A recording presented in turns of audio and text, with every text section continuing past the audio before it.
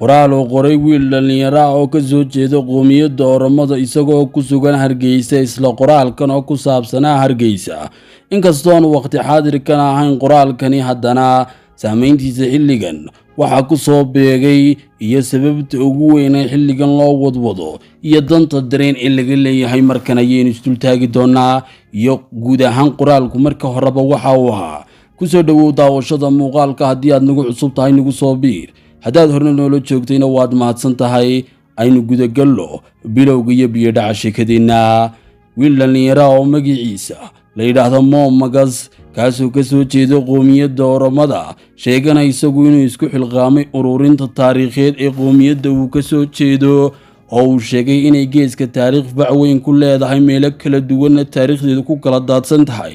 ayaa ku caan baxay gaalabixinta safarada uu gelayo deegaanada kala duwan ee jaarka la ah deegaanku ka soo jeedo iyo dalalka jaarka la ah isla dalku ka soo jeedo Somaliland ayaana ka mid noqotay dalalku soo gaaray dhawaan isagoo booqday mid ka mid ah taariikhyahanadii iyo sheekhdii ka soo jeeday qoomiyadda Oromada ee firxadka ka soo galay halka iyo Itoobiya kadib markii uu ku dhiiraday qorista afka Oromada oon xilligaas si weyn loo ogolayn Bushqari oo uu sheegay markan inuu soo bandhigayo taariikhdiisa isla qoomiyaddu ka soo jeedo dood weyntaasi ma dhalin balse hadalhaynta ugu weyn waxa keenay sawirka uu ku galay qeyriyada Hargeysa isagoo sheegay aqoon-yahano dhalinyaro iyo geesiyaal badan oo taariikh weyn leh inay ku sugan yihiin kuna suntan yihiin taariikhda Hargeysa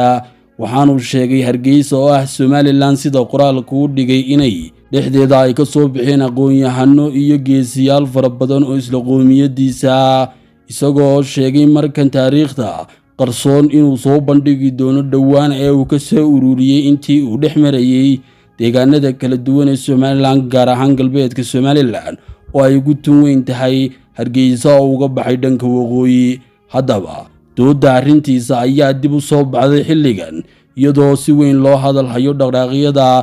aqoonsi raadinta Somaliland oo dunida markan si weyn uga sara kacay aragtida doodan in kor loo qaado oo markan u muuqdo mashruuc dabada laga soo riixayo lana doonayo in lagu jiheeyo dadka reer Somaliland lagana jiheeyo doodaha iyo aragtiyaha ka socda caalamka markan iyadoo culays lagu saarayo isku dhaca Itoobiya iyo Somaliland oo markan u muuqdo kuwo iskaga dhow intii hore dhawaan ayay Itoobiya ka badheedhay qadiyadda Jamhuuriyadda Somaliland waxaanay sudhay bartamaha Addis Ababa maabka qaaradda Afrika oo ka dhex muuqdo qaranka Jamhuuriyadda Somaliland iyadoo tiro ahaana 55 dal halka lagu xusay taasoo muujinaysay badheeraha xada Itoobiya markan inuu yahay mid dhanka Somaliland nacfi iyo naqule si taa looga jeediyo markan isku dir loo keeno dhanka Somaliland iyo Itoobiya ayaa qorshahan ah salka koobaad oo isku dhac kasta oo yimaada oo laga dhigo qoomiyad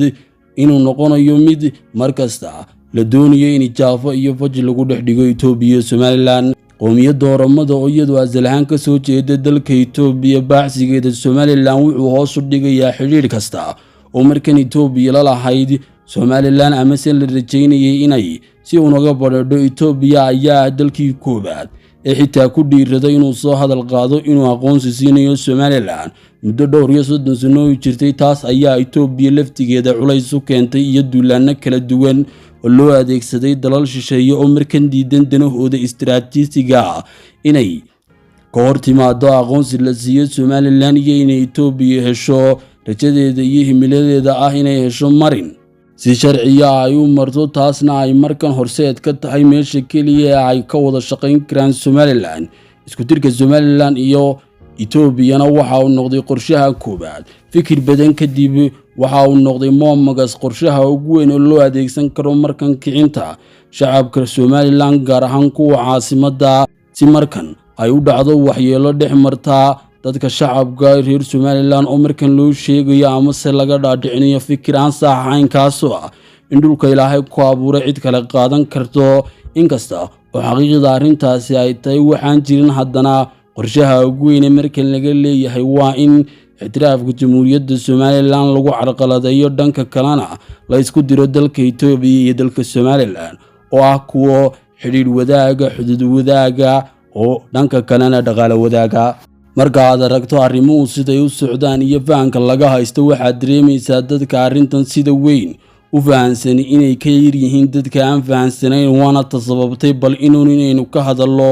muxuu yahay qoraalka wiilka yari qoray halkee buunu gaadhi karaa muxuuse Somaliland wuxuu ku dhimay hase ahaatee haddii ay dhib tahay in dadku dalalkooda ka baxaan oo ay raadsadaan nolol dhaanta nolosha ay ku haystaan dalkoodu haddii ay dembi tahay yaa kaga badan muhaajirnimada Soomaalida maxay tahay waxa xilligan looga dhigayo muhaajiriinta kala duwan ee Itoobiya ee dalkooda ka soo raadsaday nolol dhaanta deegaanada kala duwan ee Somaliland inkastoo ay kali ku ahayn Somaliland oo ay joogaan meel kastoo Soomaali degto loona arki karayo dad marka noloshooda nolol ka duwan ka doonaya dalalka ay ka soo raadsadeen hase ahaatee saameyn togan iyo mid taban midkoodna aan ku lahayn gudaha